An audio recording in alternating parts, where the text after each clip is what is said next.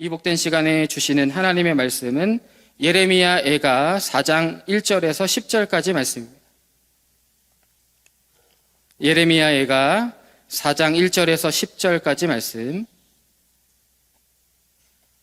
예레미야 애가 4장 1절에서 10절의 말씀 교독하겠습니다.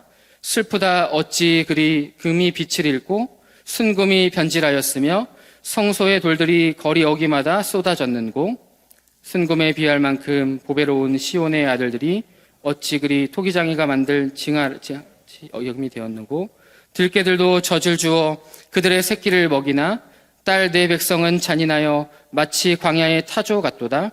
젖먹이가 못 말라서 혀가 입천장에 붙으며 어린아이들이 떡을 구하나 떼어줄 사람이 없도다. 맛있는 음식을 먹던 자들이 외롭게 거리거리에 있으며 이전에는 붉은 옷을 입고 자라난 자들이 이제는 거름더미를 안았도다. 전에 소돔이 사람의 손을 대지 않았는데 순식간에 무너지더니 이제는 내 딸 내 백성의 죄가 소돔의 죄악보다 무겁도다. 전에는 존귀한 자들의 몸이 눈보다 깨끗하고 젖보다 희며 산호들보다 붉어 그들의 윤택함이 갈아서 빛낸 청옥 같더니 이제는 그들의 얼굴이 숯보다 검고 그들의 가죽이 뼈들에 붙어 막대기같이 말랐으니 어느 거리에서든지 알아볼 사람이 없도다. 칼에 죽은 자들이 줄여 죽은 자들보다 나음은 토지 소산이 끊어짐으로 그들은 찔림받은 자들처럼 점점 쇠약해하여 가미로다. 딸 내 백성이 멸망할 때에 자비로운 부녀들이 자기들의 손으로 자기들의 자녀들을 삶아 먹었도다. 아멘. 하나님의 영광이 떠나버린 교회의 참상, 하나님의 영광이 떠나버린 교회의 참상이라는 제목으로 말씀 나누겠습니다. 오늘 우리가 읽은 예레미야 애가 4장 1절에서 10절의 말씀은 커다란 맥락은 완전히 회파된 예루살렘 성전과 남은 자들의 참혹한 현실을 바라보면서 탄식하는 내용들을 담고 있죠. 곧 하나님을 떠난 이스라엘의 현실이 얼마나 참혹한지를 신랄하게 보여주고 있습니다. 이스라엘에게 예루살렘은 우주의 혼돈을 벗어나 우뚝 서 있는 세상의 질서의 표상으로 굳게 믿고 있던 곳이었죠. 난공불락의 도시라고 생각했고 영원한 샬롬의 도시라고 여겼던 예루살렘이 처참하게 무너졌고 멸망을 당했습니다. 그들에게 도무지 믿을 수 없었던 사실이었죠. 예루살렘 성이 무너지고 멸망한 방법도 아무도 예상하지 못한 방법이었기 때문에 그 고통은 이루 말할 수 없는 것이었습니다. 1절은 두 가지 모습으로 아무도 예상하지 못한 예루살렘의 멸망을 묘사하고 있습니다. 첫 번째 면전은 금이 빛을 잃고 순금이 변질되는 모습이죠. 1절의 말씀에서 시온을 금으로 표현한 것은 시온이 영원하리라는 기대의 대상이었음을 잘 보여주고 있습니다. 우리가 잘 알고 있는 것처럼 금과 순금은 잘 변질되지 않는 대표적인 것 가운데 하나죠. 그런데 금이 빛을 잃고 순금이 변질된 것은 너무나도 충격적인 일이 일어났음을 잘 보여주고 있는 표현입니다. 도무지 쉽게 일어날 수 없는 일이 일어났음을 보여주고 있는 거죠. 또 한 가지는 예루살렘 성전의 돌들이 거리에 쏟아졌다는 거예요. 이것은 이스라엘이 굳게 믿고 있었던, 곧 하나님이 계신 성전의 건물은 영원할 것이라고 믿었던 그들의 나름대로의 믿음이 산산조각 나버렸다는 거죠. 곧 그들의 입장에서는 도무지 일어날 수 없는 일들이 일어났고 과거와는 사뭇 다른 이 현재의 상태를 이야기하면서 과거와 현재를 대비하며 오늘 본문은 이야기를 쭉 이어가고 있습니다. 과거는 어떠했습니까? 2절의 말씀처럼 순금에 비할 만큼 보배로웠습니다. 5절의 말씀처럼 맛있는 음식을 먹고 붉은 옷을 입었고 7절의 말씀처럼 희고 윤택한 살결을 유지했던 게 과거의 모습이었습니다. 왜 이스라엘의 아들들이 보배로웠습니까? 하나님께서 선택한 사람들이었기 때문이죠. 이사야 43장 4절 말씀에 내가 내 눈에 보배롭고 존귀하며 내가 너를 사랑하였은즉 내가 내 대신 사람들을 내어주며 백성들이 내 생명을 대신하리니. 이 말씀처럼 하나님이 보시기에 이스라엘 백성들은 보배로운 사람들이었습니다. 이스라엘은 보배롭고 존귀한 사람들이었죠. 그러나 질 항아리같이 가치 없는 질그릇 신세가 되었고 비참하고 초라한 모습이 되었습니다. 이제 구체적인 초라함이 어떠한 모습인지 3절에서부터 구체적으로 잘 말해주고 있습니다. 바벨론에 의한 멸망은 이들에게 있어서 참으로 처참한 것이었고 벗어나고 싶었지만 벗어날 수도 없는 냉혹하고 비참한 것이었습니다. 어떤 모습인지 좀 살펴보겠습니다. 첫 번째는 기근과 굶주림을 통한 처참함이었습니다. 3절부터 4절, 9절부터 10절에 나오죠. 본문 3절에서 들깨도 젖을 주어 그들의 새끼를 먹인다라고 말하고 있습니다. 그러나 타조를 이야기하면서 타조는 다르죠. 타조는 본능적인 모성애가 없는 동물이다라고 성경은 말합니다. 욥기 38장 13절에서 17절의 말씀에도 타조는 품던 알들을 버리는 동물로 욥기에 묘사되어 있습니다. 이러한 광야의 타조처럼 이스라엘의 부모들은 잔인하여서 예루살렘의 멸망으로 배고픔과 굶주림에 빠진 어린아이, 자녀들이 떡을 구하고 간청해도 외면합니다. 그로 인한 아이들의 상태는 처참합니다. 4절의 말씀처럼 젖먹이가 목이 말라 혀가 입천장에 붙었다라고 말하고 있죠. 여러분, 젖먹이만 목이 말랐겠습니까? 먹지 못한 아마 엄마의 젖도 말랐겠죠. 성경학자들은 이 모습이 얼마나 비참한 상황인지 혀가 천장에 달라붙으면 어린아이가 우는 것조차도 어려운 상태가 된다고도 말합니다. 이처럼 처참한 상황. 이러한 굶주림의 처참한 상황은 급기야 10절의 말씀해 보시면 자녀를 삶아 먹어야 되는 이 최악의 비참한 상황까지 갑니다. 그런 의미에서 9절에서 예레미야의 표현처럼 차라리 칼에 죽은 자가 굶주려서 죽은 자보다 낫다는 표현이 어떠한 의미인지를 잘 알게 합니다. 성경의 역사에 따르면 주전 586년 예루살렘이 함락될 때까지 바벨론 사람들은 1년 반 동안 성을 포기하고 대치 상태를 유지했죠. 외부 출입을 불허했습니다.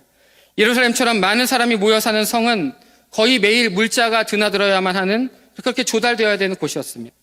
일주일만 외부의 왕래가 끊어져도 성 안에 사는 사람들의 이 식량 구입이 어려워진다는 거죠. 이들의 포위가 1년 이상 지속되었다는 것은 예루살렘의 곧 굶주림과 전염병이 창궐할 수밖에 없는 환경이 조성됐다는 걸 보여준다는 거죠. 이러한 비참함이 주어졌습니다. 두 번째는 신분의 몰락입니다. 5절부터 8절의 말씀에 5절에서 맛있게 먹던 음식을 먹던 자들의 모습이 외롭게 거리에 있다라고 하는 표현이 나오죠. 음식조차도 제대로 먹을 수 없는 형편. 한때는 존귀한 귀족과도 같은 존재였지만 지금 완전히 거리를 활보하는 거지꼴이 된 거죠. 이어 나오는 붉은 옷은 당시 지중해 연안에 잡히는 생물의 내장에서 채취한 붉은 물질을 원료로 해서 만든 옷이어서 매우 비싸서 귀족들, 제사장들, 장로들과 같이 고귀한 신분을 가진 사람만 소유할 수 있었다고 성경학자들 말합니다. 그런 사람들이 이제 거름더미를 안게 되었죠. 거름더미가 무엇입니까? 가축의 배설물과 온갖 썩은 오물이라고 보시면 되겠습니다. 그런 것들을 뒤집어 쓰게 된 것을 연상하시면 됩니다. 6절의 말씀은 소돔과 시온 중에 누구의 죄가 무거운가라고 하는 질문을 던지죠. 시온의 죄가 소돔의 죄보다 무겁다라고 답을 제시합니다. 우리가 알고 있듯이 성경에서 소돔은 대표적인 죄악의 온상을 보여주는 분명한 곳입니다. 그러나 소돔보다 시온이 더 죄악이 무겁다고 표현한 것은 시온이 얼마나 극심한 죄수의 옷을 입고 죄인의 신분으로 몰락했는지를 잘 보여주고 있는 것이죠. 게다가 죄에 대한 형벌은, 소돔의 죄에 대한 형벌은 6절의 표현처럼 순식간에 일어났다고 한다면 소돔보다 더 큰 죄를 지은 시온은 오랜 기간 지속되는 참혹하고 무거운 형벌을 받게 되었던 것이죠. 이제 7절과 8절입니다. 7절에서 그들의 모습은 존귀한 자들로서 눈보다 깨끗하고 젖보다 희고 산호보다 붉었다고 했습니다. 윤택해서 빛난 청옥과 같았다고 했죠.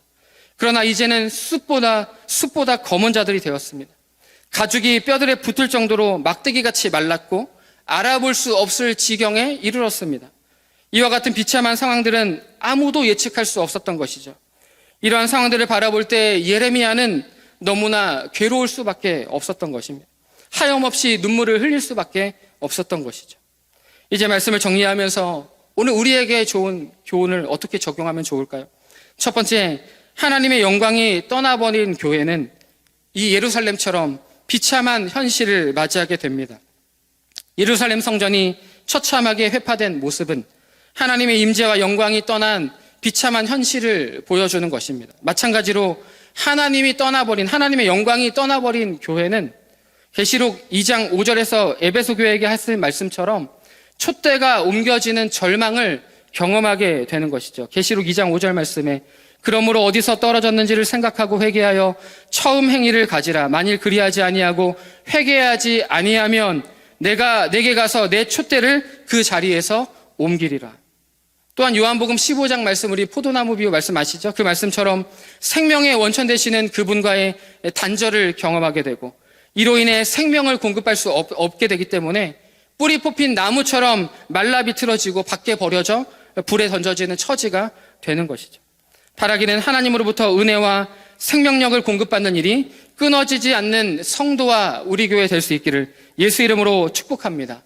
아모스 선지자는 아모스 8장 11절의 말씀에서 양식이 없어 줄이고 물이 없어 가란 것이 아니라고 했습니다. 단지 여호와의 말씀을 듣지 못한 영적인 기갈을 이야기했던 것 기억하시죠? 그러므로 하나님의 말씀을 공급받고 순종하며 서로 연합하는 가운데 성령의 아름다운 열매를 맺고 그리스도의 장성한 분량이 충만한 데까지 자라는 우리 교회, 그런 교회, 성령이 충만한 교회, 하나님의 영광이 떠나지 않는 그런 교회 되기를 예수 이름으로 축복합니다. 두 번째, 교회의 타락은 하나님의 영광을 떠나가게 하고 교회의 영광과 존귀도 상실하게 합니다. 빛과 어두움이 조화를 이룰 수 없듯이 거룩하신 하나님은 교회가 죄로 부패하면 그것을 성전 삼으셔서 임재하실 수 없습니다. 고린도전서 6장 19절 말씀에 너희 몸은 너희가 하나님께로부터 받은 바 너희 가운데 계신 성령의 전인 줄을 알지 못하느냐? 너희는 너희 자신의 것이 아니라. 그렇게 죄로 인해 하나님의 영광이 떠나면 자연스럽게 교회의 영광도 존귀도 잃어버리게 되는 것이죠. 마치 마태복음 5장 13절의 말씀처럼 맛이름 소금처럼 쓸데없어 밖으로 내다 버려져 밟히는 수치를, 모욕을 경험하게 되는 것입니다. 죄가 교회 공동체 안에 자리 잡지 못하도록 날마다 십자가의 복음을 통해 성령으로 새롭게 되는 우리 자신과 교회 공동체가 될 수 있기를 예수 이름으로 축복합니다. 함께 기도할 기도의 제목 두 가지 올려드립니다. 첫 번째, 생명의 원천 되시는 하나님과 단절되지 않으므로 영적인 메마름과 처참함을 경험하지 않는 교회가 되게 하시고 날마다 주님과의 첫사랑을 회복하며 말씀을 통하여 하나님의 은혜와 생명을 공급받고 열매 맺는 우리 교회 되게 하소서. 둘째, 몸된 교회가 죄로 물들거나 부패하지 않게 하셔서 거룩하신 하나님께서 마땅히 임재하실 수 있는 거룩한 교회가 되게 하시고 오히려 세상을 거룩함으로 물들이는 교회의 영광과 존귀함을 잃지 않게 하여 주시옵소서. 이러한 기도 제목으로 기도하다가 자리를 떠나시면 좋겠습니다. 기도하겠습니다. 하나님 아버지, 감사합니다. 오늘도 말씀 앞에 서게 하시고 예루살렘의 처참한 모습들을 현재와 과거와 또 대조하며 바라보며 하나님, 교회가 어떠한 모습으로 세워져 가야 되는지 다시금 적용하고 또 생각하게 하심에 감사합니다. 하나님의 영광이 떠나버린 교회의 참상을 경험하지 않게 하여 주시고 하나님의 영광을 구하며 주의 말씀 앞에 겸비하게 순종하는 교회가 될 수 있도록 인도하여 주시옵소서.